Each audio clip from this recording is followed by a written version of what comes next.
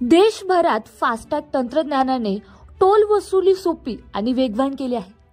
पण याच तंत्रज्ञानाचा गैरफायदा घेत काही जण मोठमोठे घोटाळे करत आहेत.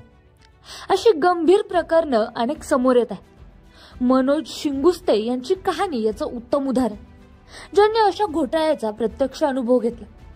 शिंगुस्ते हे एक सोशल मीडियावरील खूप फेमस फूड ब्लॉगर आहे. त्यांनी फेसबुकवर या घोटाळ्याची माहिती दिली आणि टोल कट झालेले स्क्रीनशॉट शेअर केले आहेत. चला जाणून घेऊया की नेमकी ही घटना काय. तर मनोज शिंगुस्ते यांनी सप्टेंबर 2024 मध्ये असे मेसेज मिळायला सुरुवात झाली की त्यांच्या गाडीवर टोल कट झाला आहे. पण तेव्हा त्यांची गाडी त्यांच्या घरासमोर पार्क होती.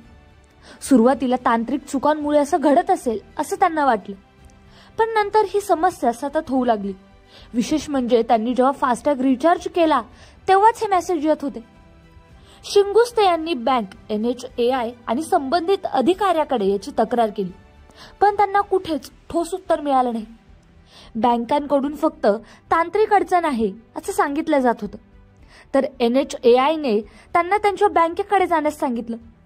फास्ट ट्रॅकसाठी भारतात कोणतेही अधिकृत कार्यालय नसल्यामुळे थेट संपर्काची सुविधा उपलब्धच नाही. मग नेमकं उपाय काय करावा? तर या प्रकरणाने फास्टॅग वापरकर्त्यांसाठी काही महत्त्वाचे प्रश्न उभे केले आहेत.